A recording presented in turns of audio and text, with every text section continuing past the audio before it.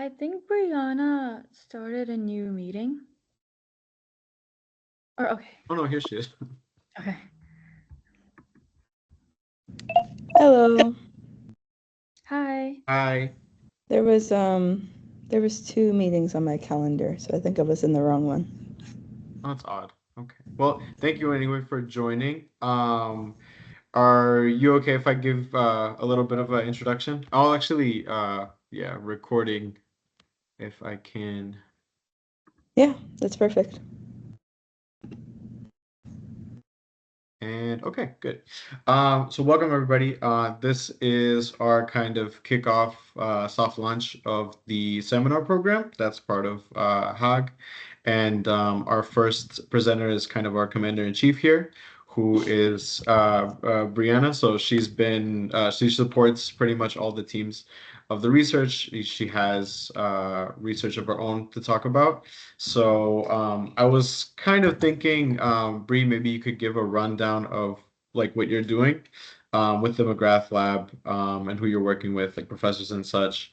And then maybe we can pivot to how like was the process like behind founding HAG in May of last year, so it's about to be like a year old, and generally kind of like how it's going, and how we're planning to kind of move forward if we want to, or like how we're gonna, and tell people how to join, how to get involved. For me, this was like a huge opportunity. I didn't really know what it was about, but due to like some of the marketing, I never would have found out about like any research opportunities if it weren't for this program. So personally, I find it really cool that online students can contribute in the ways that we can. And so that's a kind of like a personal thank you. But if yeah, so kind of the inception behind all this stuff and would be really nice to hear about as well. So I'll hand it over to you, and yeah, so please take it over. Awesome. Thanks. That's a great introduction. Let me see if I can put this into the presenter view. Is everyone seeing that well? Awesome. So, like you said, my role is mostly coordinating research experience through the online CS Masters. We work with a whole bunch of labs. My primary lab is the McGrath Lab, which does cichlid research in genetics as well as computer vision, which is my focus area. I am co-advised by Dr. Porto, who also runs a group with us at the Natural Florida History Museum. His work has to do with artifacts and a lot of studies of species in general and the structure of species. So what that would be called morphology. So like for example, one of the projects that I'll be working on with him is regarding the structure, the 3D structure of cichlids actually. So trying to combine those two things. And then my third advisor is Dr. Lytle, which you guys may be aware of from OMSES, who's the director of research from OMSES. And so he supervises and supports the work that I'm doing with everyone here on the OMSES side. And with him, I'm exploring a lot of higher education research, how basically I can make HAAG a better experience for the faculty, for the PhD students, for, of course, the master students, and where do we want to see this group go, and where's our growth areas. And I'm mainly going to talk about that aspect today, because I think that it's motivating and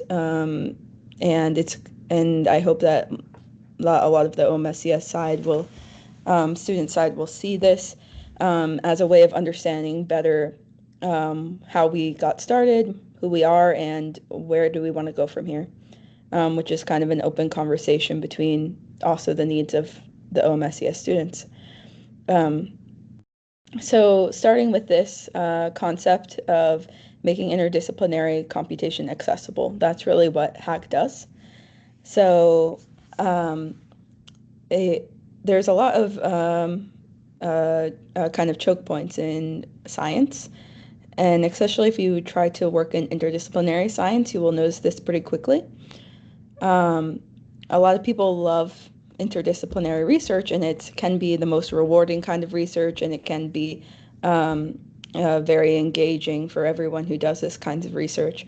But it can also have its challenges, and that is inherent in the fact that you're having experts from different disciplines come together and try to understand enough of what each others do in order to reach a productive outcome. And that's not as easy as just put two people in a room and they'll figure it out. There's a lot of coordination that goes into that. And especially in so focusing in on computation, one of the cool things about computation, especially machine learning, which is what we do in our group, is mostly applied machine learning, different disciplines. And everybody is interested in that. Every discipline. You can see here, these are some of when I first came up with this design for research for scaling interdisciplinary computation, I talked to a lot of my friends in different disciplines to kind of figure out what would work and what would not work for them. So that's the pictures that you're seeing here are actually other PhD students from different disciplines. And these kind of represent some of the different conversations we were having around the time that I was generating the prototype for HAAG. So like here over, can you guys see my pointer or no? I don't think I can see the pointer, no. Is over here on the left, that's a chemist, Luke and me with the books. And in the middle, that's a Precious and me, the biologist, and looking at his cell imaging technology. And then over all the way on the right, we have me with some mathematicians at a poster session.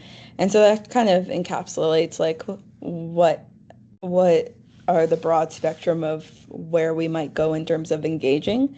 Everybody wants to utilize AI, but it's not as easy as just giving them a generalized tool and saying, go at it.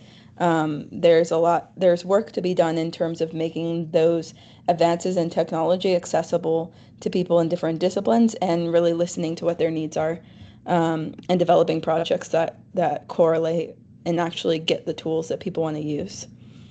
So, at the same time, in the same place, we have all of these lovely researchers who, before we kind of created this program, would have a lot less access to research experiences.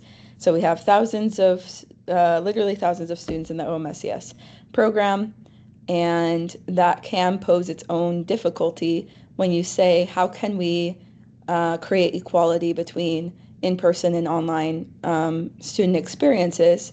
Well, a huge part of master's training, especially for people who are interested in continuing their education into something that's like a PhD, is the research experience. And so if you can't provide that in the online format, then there's a disconnect going on. So how can we put together all of these people who want to utilize computation but don't have people in their lab that are trained in those skills, and all of these people who are trained in those skills but are not trained in research, and put them together to get both of those things? Here's like kind of giving also another example of like of why all of these different disciplines are wanting to create computational approaches, like in ecology, where a lot of our projects come from. It generates a ton of data. And for those ecologists, they would much rather be out in the field collecting their data, running their experiments than sitting on the computer and figuring out what their data means. So it's best if if you could create a system where both people can use what they're good at and what they enjoy doing, and people have to do less of what they don't enjoy doing, right? So HAAG in some form, I've been doing mentorship since my second year in my PhD. I'm now in my fourth. But HAAG as a concept has only existed since spring 2024. And basically the prototype of HAAG was launched in spring 2024, which was something called Research Pool, which was entirely volunteer based. And it was around some of the projects that I mentioned before with the chemist and the biologist, PhD students. And we were seeing, could this work on a volunteer basis? Because previously, previous to my work doing research for credit, I worked with a group of maybe 5 OMSCS students on a volunteer basis. And so I knew, like, regardless, the interest was there, regardless of whether it was for credit or volunteer based. And obviously, it's better if you can get it formalized into an official course, which is the direction that we went. And so Research Pool was our first attempt at that. We had some PhD students in the discipline leading projects with me as the computational advisor for everyone in that group. And we didn't say it only had to be OMSCS students at this point as the researchers, because I basically just posted on my LinkedIn, hey, who wants to do these research projects that we generated interdisciplinary wise? I think that they have, good applications, and if people want to publish with us and work with us, we want to collaborate. And so it was a mix of people, but I noticed that the majority population in this research pool was OMSCS students, and that just kind of confirmed the need for this program, being as that was our main use of the program. So from that, I used that as a proof of concept. I basically was like, I would prefer to have people earning research credit for this. How can we make that happen? So I got a meeting with Dr. Joyner. I said, this is what I've been doing with your students on a volunteer basis. I think we could be doing a lot more if we formalize this into a class. How can I do that? And summer 2024, HAAG got launched with 15 researchers and 3 faculty affiliates. So a few changes happened in this transfer. So one, we are all of our researchers are now OMSCS students. And the other thing was that we moved back up to faculty instead of PhD student to PhD student. And that was for some reasons, because in this first kind of prototype, one of the issues that we ran into was PhD students who were doing this, at some point they would need to kind of loop their advisor in once the project was formalized, and it was something that we had found people to work on. And for the prototype, a lot of people felt uncomfortable saying, hey, advisor, I have this expensive data, and there's these random online people that are going to work on it. Are you cool with that? And since there was no history of it, that didn't really, a lot of the projects kind of died because of that. And also it's more difficult to keep people motivated on a volunteer basis. So there were kind of 2 downsides, but what it really did was serve as proof of concept for what HAAG could look like. So the faculty affiliates were my co-advisors and for the first one, and some of our current faculty affiliates, like Dr. Alexander's group, has been with us since the beginning. And that kind of launched us into this realm of bioscience and social science applications as areas of growth for research projects. And we were doing really great the first run. We got a lot of good progress on our research projects. The faculty were very impressed with the quality of the work that came out of the student researchers, and we grew. So fall, I think we were around 30 researchers. We got some new faculty affiliates, mostly in my area of specialties around computer vision with animal videos. So we now had the Stroud group working with us, and and we had submitted our first publication submissions during the fall. So spring 2025, where we're at now.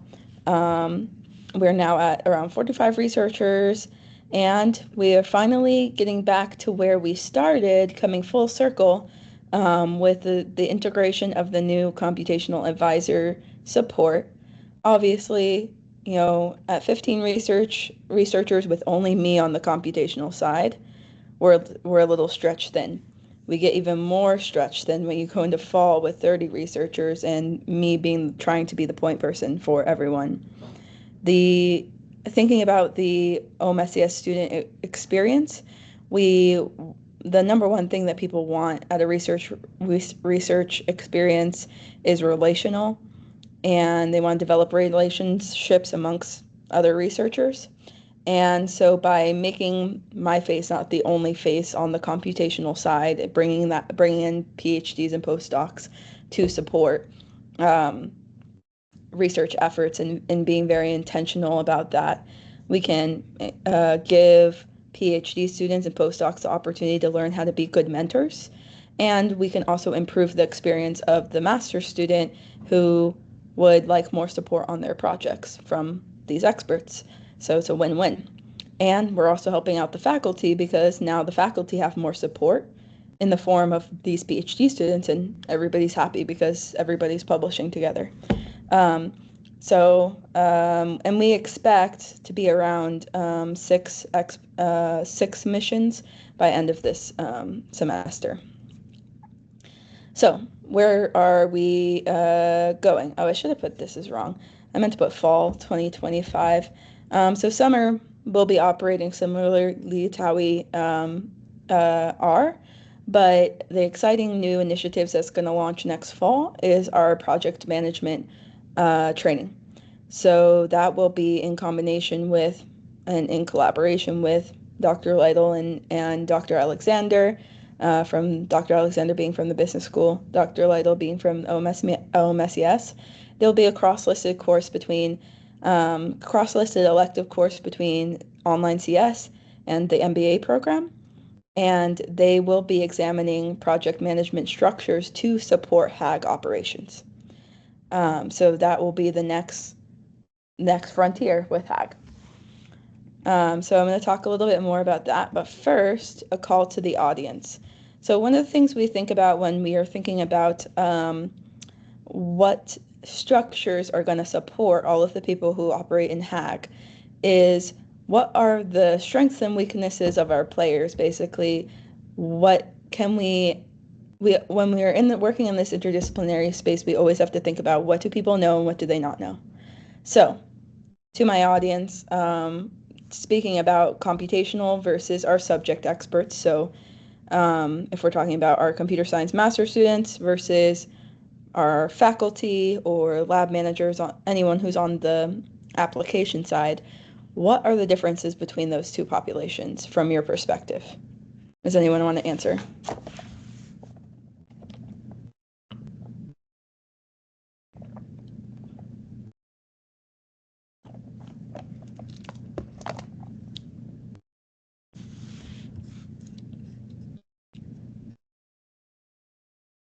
You can just unmute because I can't see any chat right now.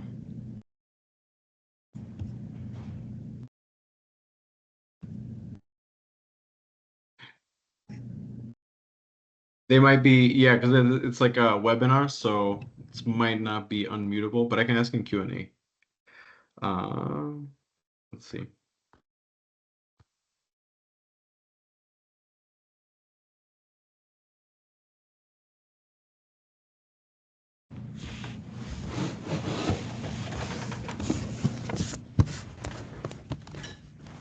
But I can kind of start off as a researcher myself. Very little and I guess shallow knowledge of the research process itself.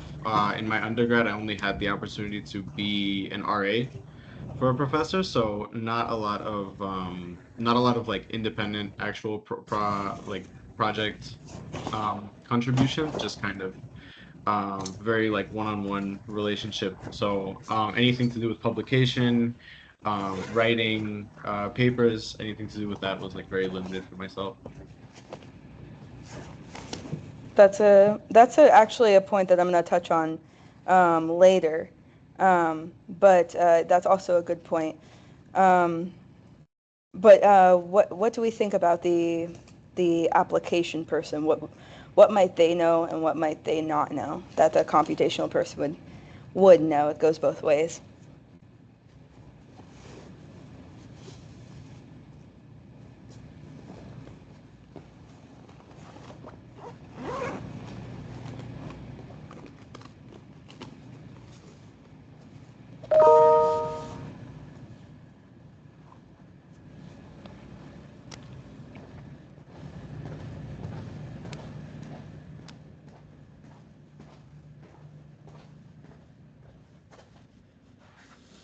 Did you figure out if it was unmutable? It's because of the like the type of event, if it's a webinar, so participants can't like participate per se. So it says, yeah, so it's built for like a large audience of like a lecture style, so it might Okay. be difficult, but yeah. Okay, maybe something to look at in the future. Um, so the main differences from my perspective is your computational expert's going to know about computation. Your subject expert's going to know about their subject discipline. You can't expect um, each of them to know much about what the other one does. Um, and so that's the main. That might seem very obvious, but it becomes very apparent when you're in these conversations across people how quickly people will make assumptions about what is the basic level of understanding that the other person has, and potentially setting the bar too high on some things. And so we want to create organizational structures that incentivize flow of information and understanding across both of these populations. Um, and so here's our current model. Oh, and then yeah, a little bit of what you were saying earlier. You definitely cannot expect the computational person to be coming in with um, kind of academic experience in the sense that they know how academia works, they know how to get a publication, they know what's the difference between journals, what do they need to do to really get to that goal of publication. So yeah, that needs to be your primary area of training in your program, and less so on the side of the skills. So I think this is something that for some people it's intuitive, and for some people it's a bit harder to understand when they come into HAAG. But HAAG doesn't really teach people computing skills. People in HAAG teach themselves computing skills.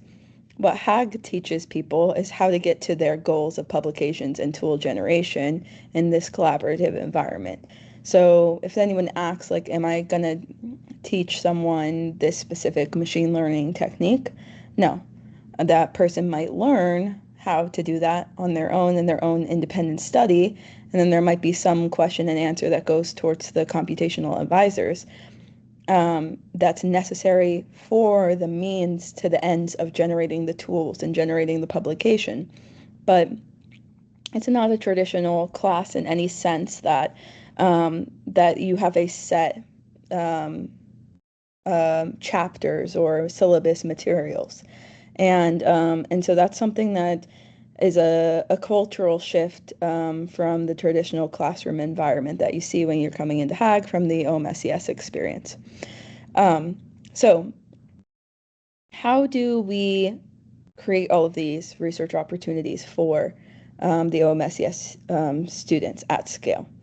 So we have all these faculty affiliates, mostly non-computational, with a few exceptions, mainly being my advisors.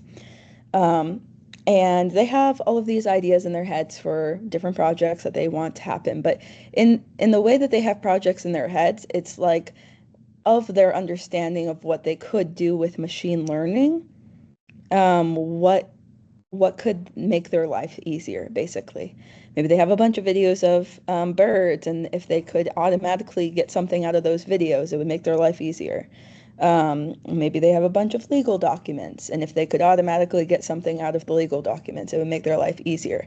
So they're coming with this understanding of how they believe technology could make their field advanced, but they probably don't have much understanding of specifically what models and what tools should they look at in order to accomplish those goals, and they definitely do not want to be the person to do that. Obviously, needing computational talent. So in these conversations, if we pair a PhD or postdoc level computational person with the faculty, perhaps they can add their own experience to the goals of the application and produce what we call a publication contract. Publication contract is just the application goals and the computational goals, but it's also the understanding that when those goals are completed, a publication will be generated. So there should be no time wasted on debate of when do we go towards the publication. If we go towards the publication when these two different aims are completed. And that takes a lot of the logistical or unwritten rules out of the publication process. So once we have the publication contract, which specifies some other things that the faculty and the computational advisors want in terms of skill set of their researchers and how many researchers, we go over here and we recruit those researchers using the contracts. So the contract is a very clear way of saying, hey, do you want to do this for a semester or do you want to do something else? And people who want to do what's in the contract will come and ask to be in that group. So then we can recruit our researchers, and then we can get going. We have an idea of what we're doing, we have the people to do it, and we're ready to get rolling. So there's two kinds of sides of what needs to be done. The faculty wants their tool. They want the tool that they can use in their lab, and they want that generated. So that's all kind of our project operations.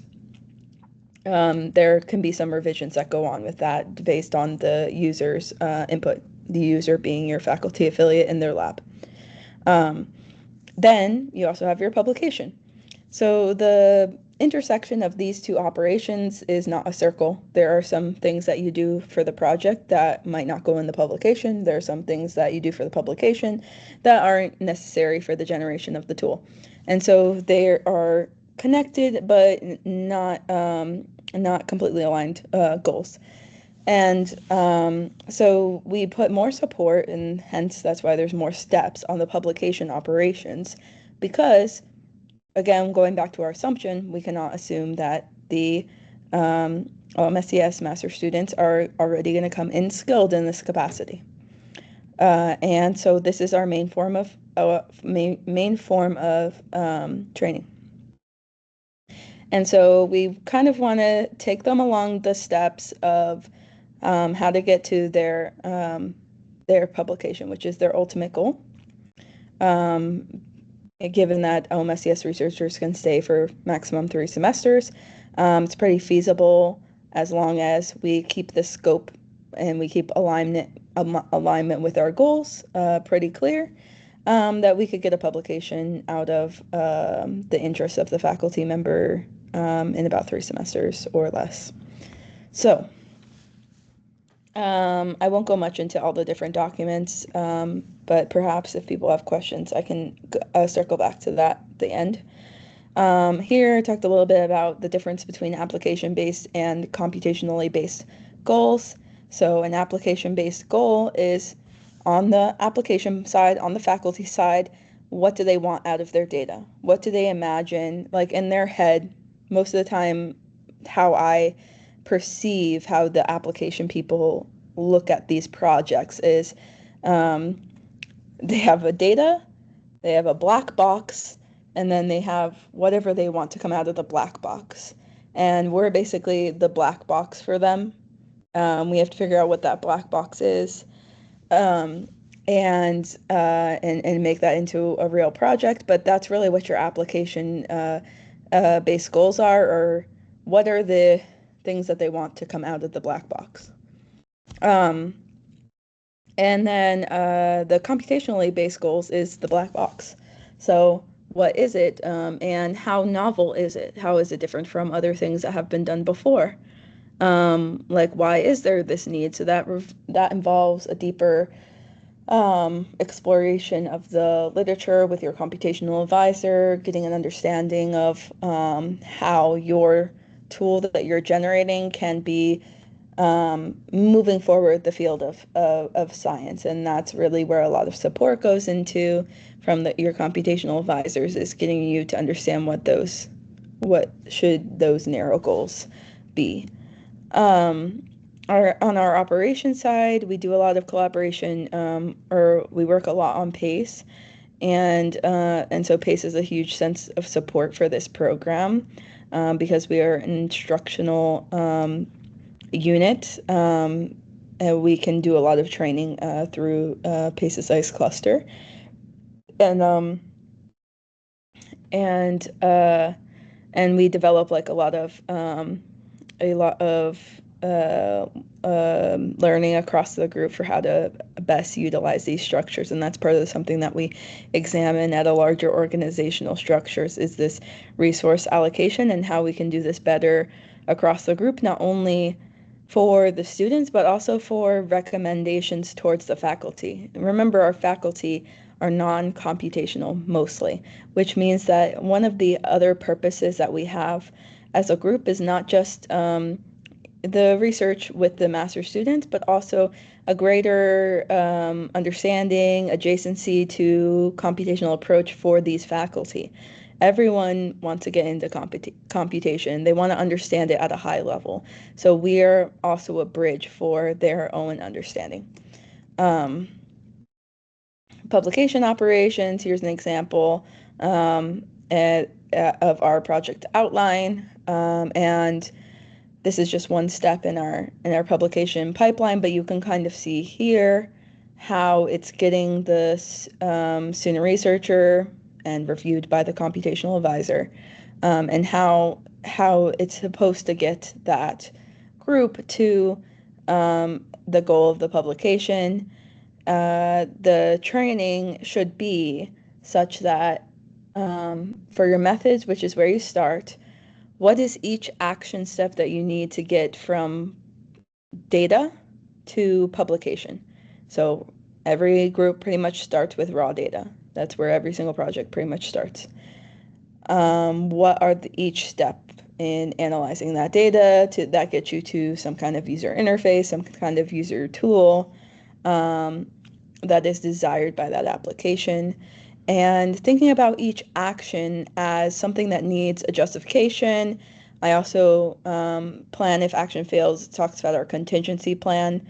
I put a lot of focus on our students thinking about contingency plans, because that's a part of research, is a kind of a natural struggle. So a lot of like what I'm doing at the large scale is trying to challenge people. At the same time, there needs to be enough support that people aren't getting completely overwhelmed with the challenge. So there's a balance between, they need to think about, what do I do besides ask some other person when something fails? They need to have an action plan on their own first. But after one or two times, one to three times on their own, trying to solve their own problems, they need to have support at some point. And so it's a balancing act between those things. And then as they go, obviously this document is meant to be a live document that changes over the course, because you learn things about your data, you change your method. So your method document needs to change as well. So on the justification side, one thing that should come across is you have two types of justifications. And I think that's exemplified in these two different justifications, which is why I use that screenshot. So on one hand, are you doing is this step in your method something that differentiates your approach from anybody else's approach? Are you, like, if you're making this new pipeline, is this aspect of what you're doing, this one step, is it what makes your entire pipeline so much more interesting? Yes or no? If yes, then you need to just write an explanation of like what you are doing that's supposed to improve off of what other people have done. So that's more of a justification or an argument that you're making that, I'm changing this, people haven't tried this out, and I'm trying it out because XYZ. So the other type answer, no, it's not going to be that different from what other people are doing. In that case, then your justification should be the literature. Your justification should be some article that tells you what you are doing is in line with what other people have done previously. Because if it's not your source of innovation, then it needs to be as good. Everything needs to be as good as what other people are doing. So if it's not something that you're trying to innovate, you should.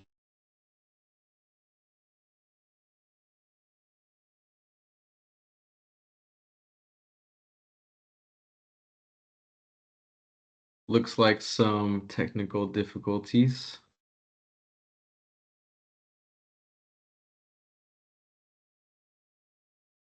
Oh, it was low?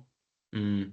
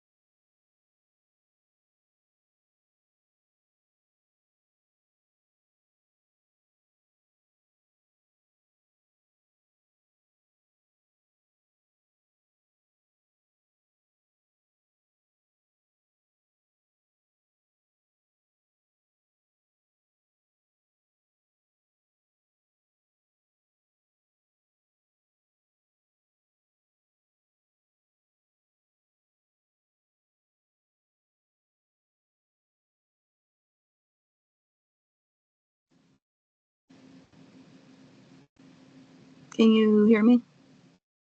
Yep, welcome back. Yeah, there's some issue with my computer. But anyway, I'm gonna pull it up on my and join on my desktop as well, so I have my slides. But anyway, what I was saying was, so you want to make sure that it's one or the other with your justifications for your methods. It's either justified by being equally as good as what other people would do, or it's justified by the nature of your innovation. So one moment, I gotta pull up my slides. I don't remember what I was supposed to say next.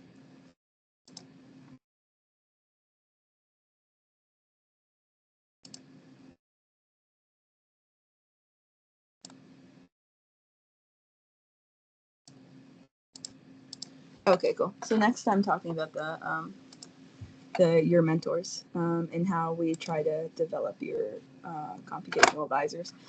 So there's two main goals there's multiple goals with HAAG, but two of the main goals, one, which is pretty obvious, provide a research experience for master's students online, which is a task in itself. And then the second goal, which is more of our newer goal, is to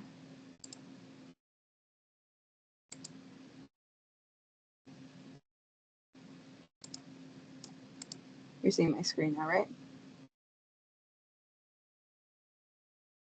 Yep. Is to develop your mentors. So right now we're in kind of a first round version of what we're doing with your mentors. So it's still in development. It's kind of a newer aspect of our group, but we're listening and making adjustments to see what's going to work best for the future. And but our kickoff was kind of with this design in mind. we ask your mentors to talk to the faculty once a month. We ask your mentors to talk to each other bi-weekly, and we ask them to talk to you guys, OMSCS. Well, I'm just assuming most of the people watching this recording are OMSCS students, but OMSCS students bi-weekly. And the purpose of each of those meetings is different. So the purpose of meeting with the faculty, one, many of the mentors have interest in developing their career in academia, so getting to know faculty is never a bad idea. But aside from that, it grounds the mentor in the discipline which they are not an expert in. So they can understand more of what you're supposed to accomplish related to the data by talking to the faculty. Just like also a lot of the groups meet with the faculty as well, and it's basically the same purpose. The other aspect of their development is meeting amongst each other. So even though you're an expert or you have some skill at something, you can always learn more from your peers. So the mentors are to learn from their peers. And they can talk about with each other what's going well, what's not going well across their groups, and kind of brainstorm what works better for their student population, and also what approaches they might not be thinking of. So that would be the purpose of the peer mentor meetings, to strengthen their core skill.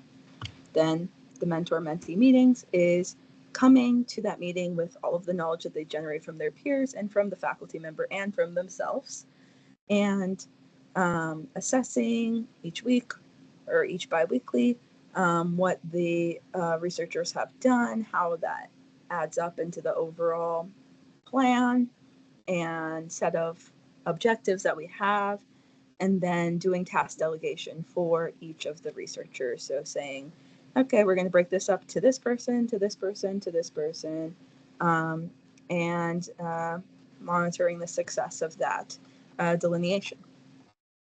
So that's kind of the other side that might not be as apparent. So same question.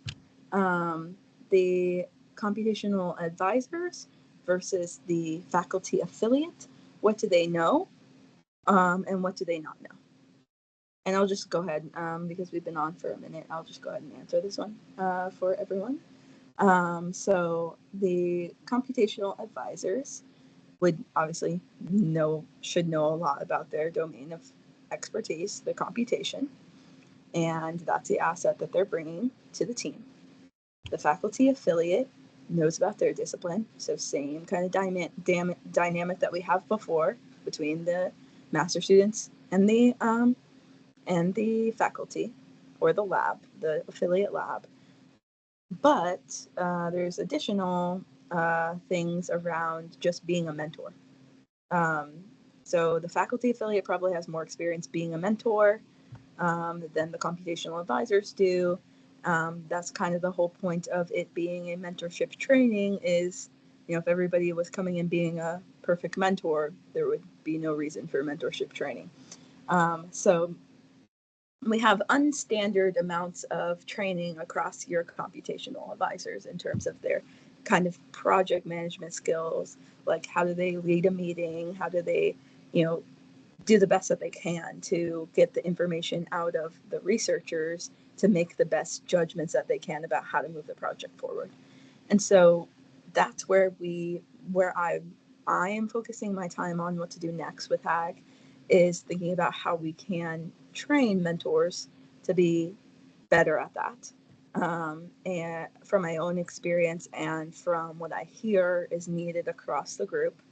And part of the way that I see that in terms of next chapter is through project management, which is kind of interesting because there is a delineation between project management. So you can't really expect a PhD. Most of the PhDs and postdocs that work with us are in some sort of quantitative field, whether that be applied math, CS, or something like bioinformatics or quantitative social sciences or something like that.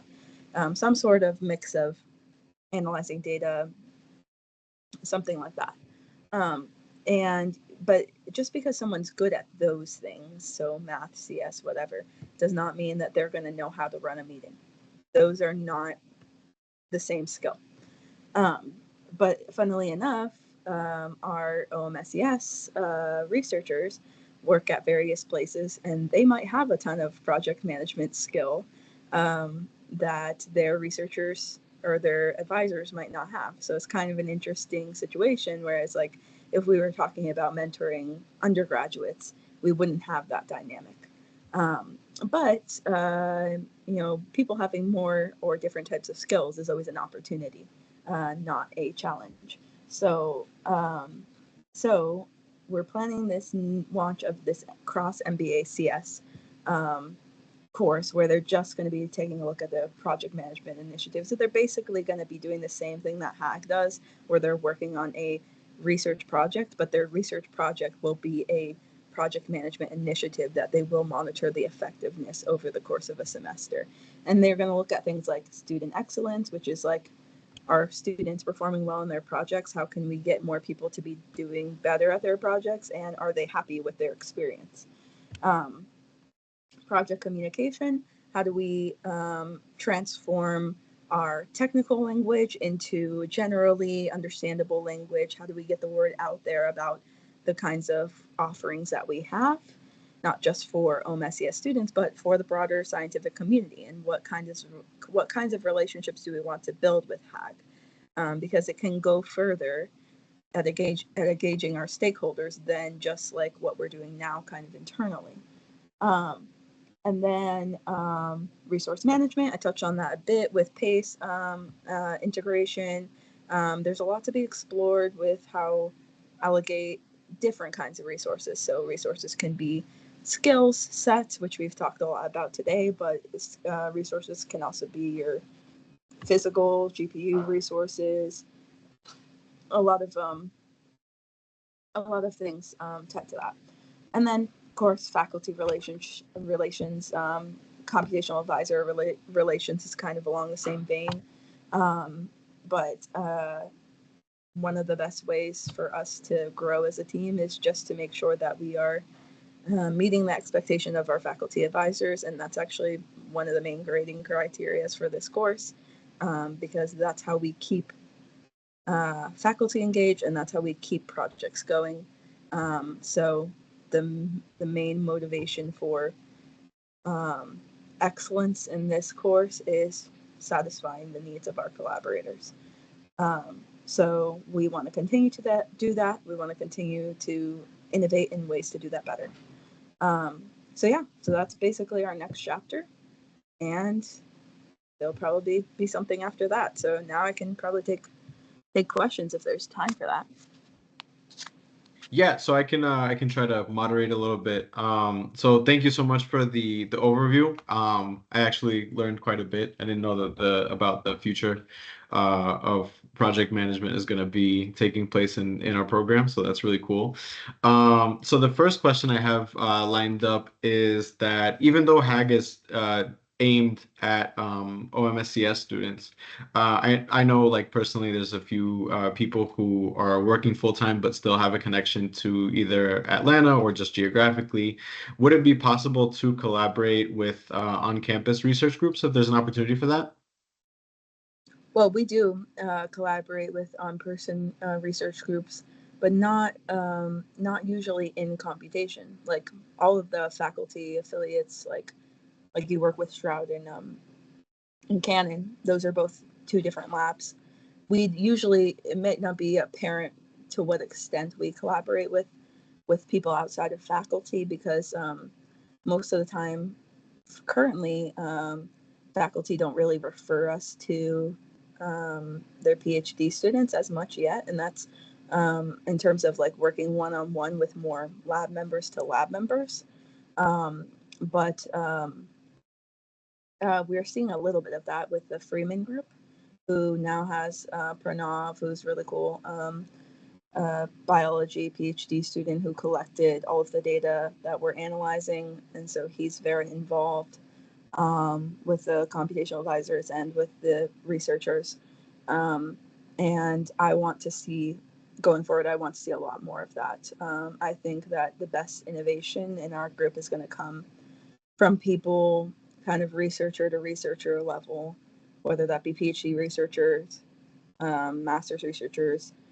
I think that those two groups have the most to gain from collaboration, and there's also on the other hand, the opportunity to learn how to collaborate better through mentorship training.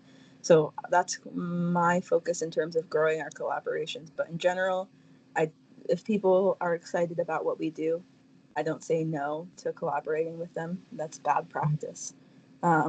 So there's a lot of like conversations and interfaces for interaction that I would love to develop, and I can tell you a few in my mind, and I'm sure as we develop things there will be more. But for example, I mentioned PACE. PACE has a whole team of faculty members that we could collaborate more with. They do things like cybersecurity training, they look at success of getting people into cybersecurity careers, getting people into computational HPC careers, and um, and that's sort of in the vein of what we're doing adjacent in the way that we're trying to also give people the opportunity to go on to things like PhDs and have a chance at doing a career in research if they fall in love with it. I mean, it's kind of twofold. Like on one hand, people can just come into HAAG and have a research experience and say, that was fun, but it's not what I want to do with the rest of my life, and engage however they want to engage with that in the future. But some people come in, they find a project, they find a lab that they enjoy working with, and they say, hey, I want to do this for a PhD. I want to do this for the next 5 years. And we love that. So that's another measure of success for us is and equality across in-person and online degrees is if we can see the same outcomes in terms of getting people into research positions that they want. And so given that there are already some thoughts about that with PACE, it's always better to team up with what people already have going on than go to the side and try to invent your own thing. So I would love to see more intersection there. They also do a lot of open source stuff. There's an open source institute that's kind of adjacent to some of the PACE faculty, and we do a ton of open source software development in this group. So there's a ton of area for collaboration that we're working out in the future. And yeah, and at some point I will also see us having a undergraduate wing to HAAG. So it's not we're not always tied to this idea that it's only has to be OMSES researchers forever and ever. There's just a lot of need in the OMSES program, and there's a lot of skill there. So it's what makes the most sense. But as we grow, and I don't know how large we will get, but potentially there will be other master's programs or other groups that are interested in learning how to utilize our models to see the same outcomes, and I'm more than happy to share that model with them. Actually, we've seen some interest from so my degree is in bioinformatics PhD. We've seen some interest in replicating it for their master's program, but every program has its own needs and constraints, so you would have to tweak the model to work with different populations. Does that answer your question?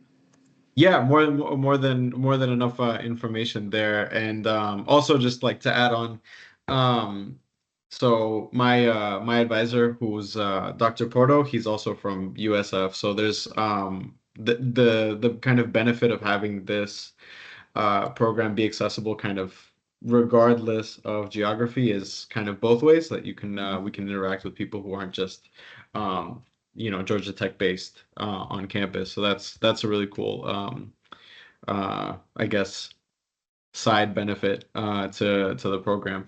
I also have just one more question that asks, is there a way to suggest research topics from, I guess, the master's researchers or PhD researchers perspective, and kind of if there is a process like that, then how do we go about it? What's the most, I guess, professional way to do it? And any more details you can give on that? Right. So, is there a process? There's not an official process currently. Has it been done? Yes. Will it be done in the future? Yes. Will there be a pipeline in the future? Probably. And then I can explain more about that. Also, sorry, I said you were with the Stroud Canon, but you're in the Porto 3D modeling group. The Stroud Canon group is doing LiDAR, which is also 3D kind of 3D modeling in a sense. So my brain always gets those two groups confused, and they're both new this semester. It's a big program. It's a huge program. Yeah, especially those two groups. I keep flip-flopping the members of those two groups. Because I think that also you guys are both have 3 people in both of those groups. So it's like, which 3 people go to which group? But back to your question. So I love ideas. So if people have good ideas, you want to go with the best ideas. The program is not really centered on master student ideas intentionally, because although some people will have good ideas, I also think there can be a lot of floundering in terms of people first coming into the program, and it can be overwhelming if you don't provide any structure as to like who is supposed to be the idea generator and who is supposed to be the coder, basically. And so the default design, like, and these defaults, they evolve with each group, and each group finds out what works well for them.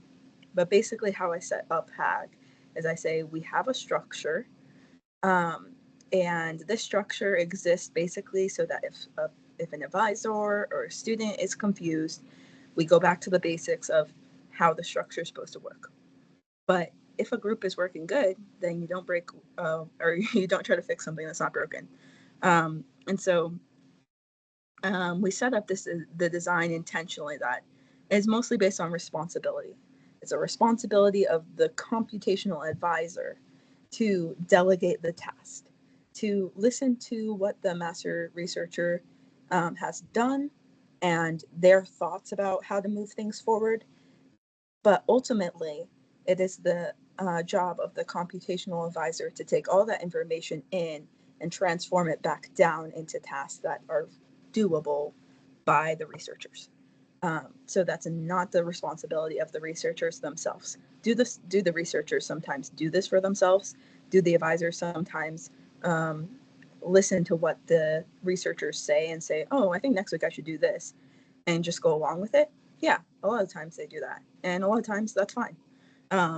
But I think it's more important about like whose role is what. So when it comes down to it, if there's ever a concern about whose responsibility is what, it's already been decided. There's never needs to be any disagreement about these things.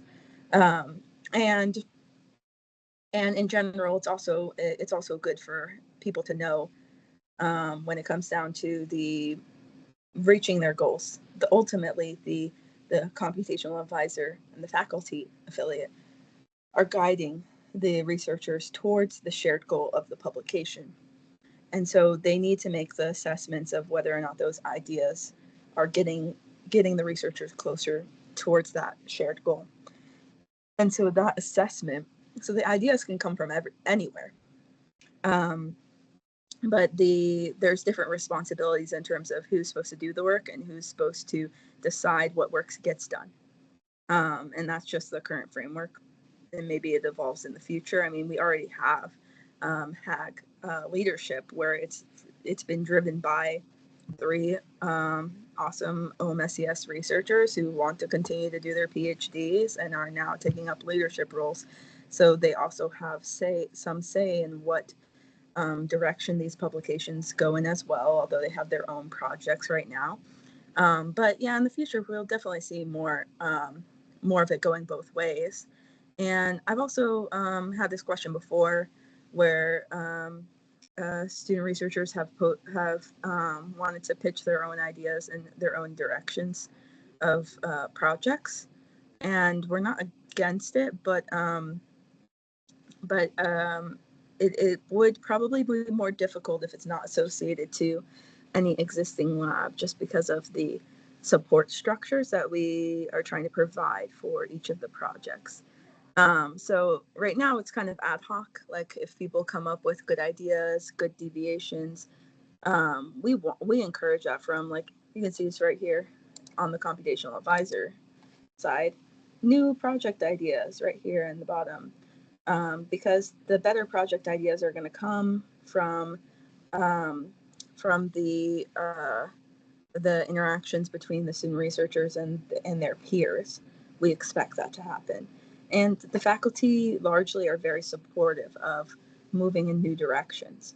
But it's probably just a conversation of timeline in terms of, okay, well, did we focus on our, publication contract, and did we finish that up?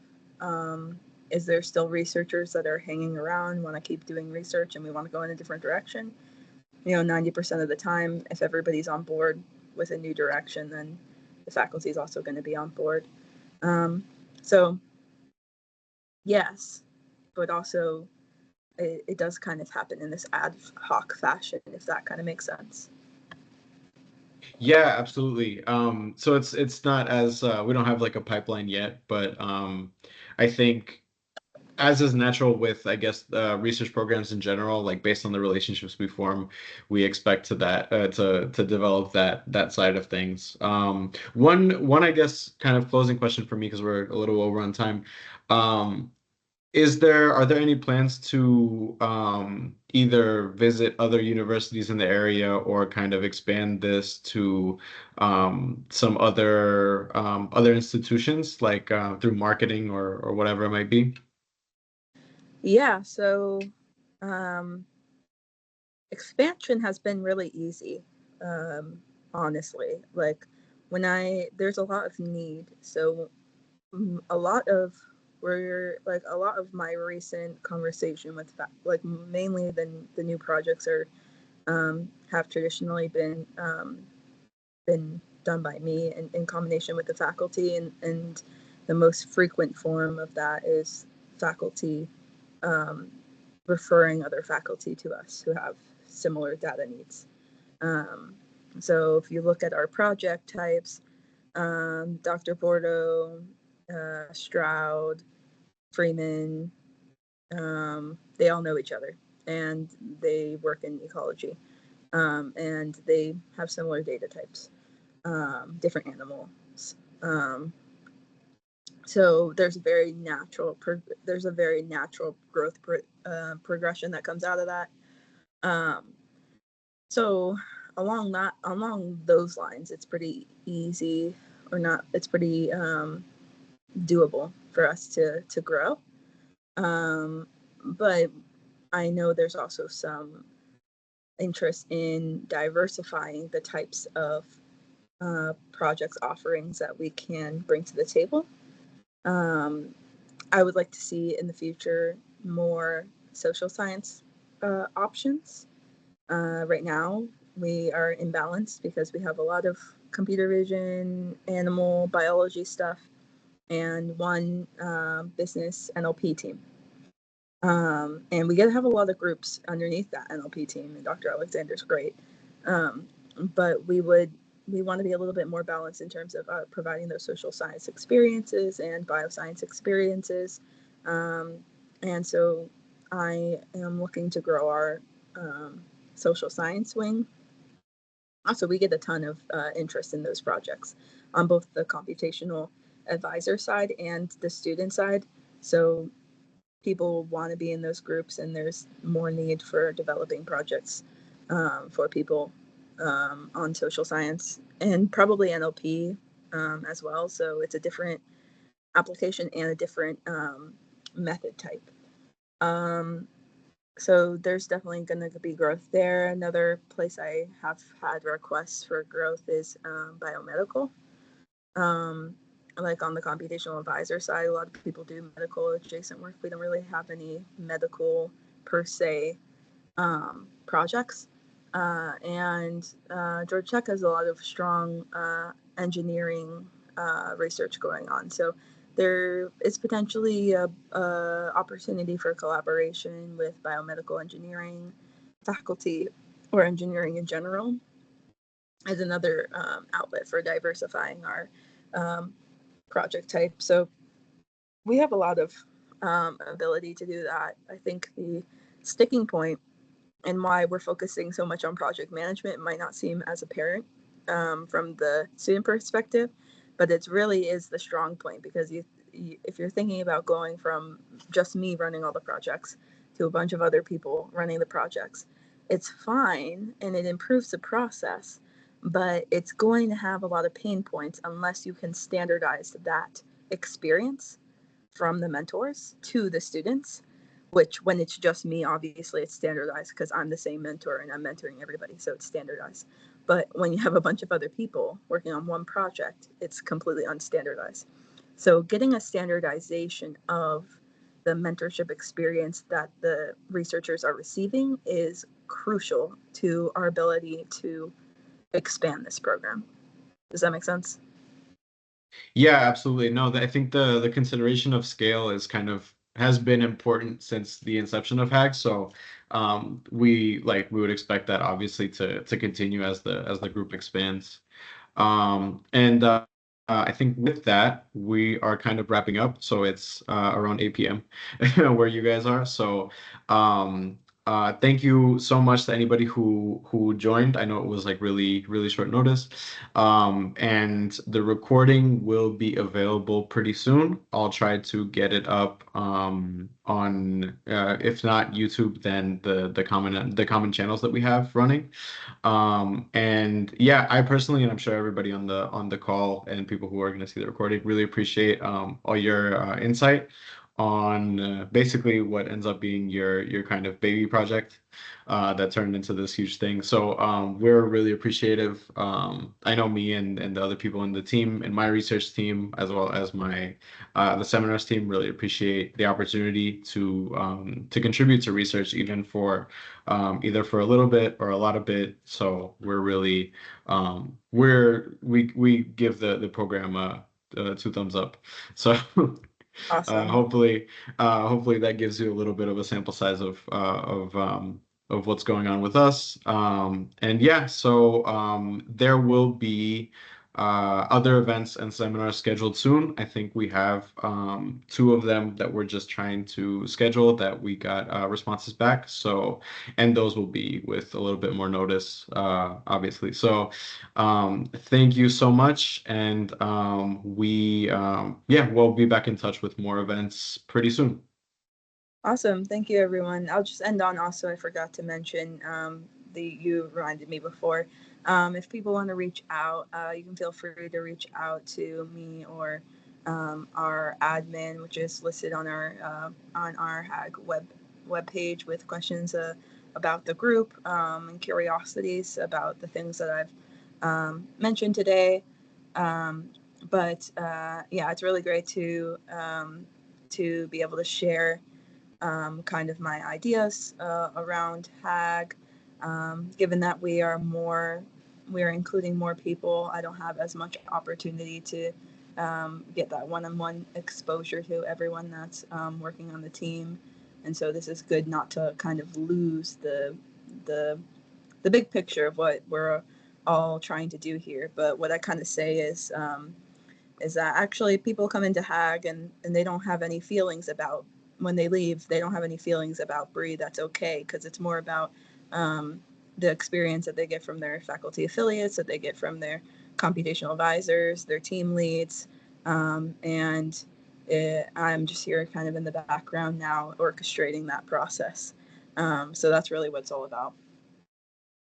Absolutely. That's why it's that's why it's called an orchestra. We need somebody to stand there and orchestrate. So we appreciate you, and we hope to see everyone on our next to be announced seminar.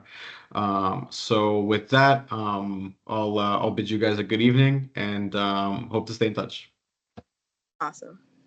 All See right. ya. Thank you. Bye. Goodbye.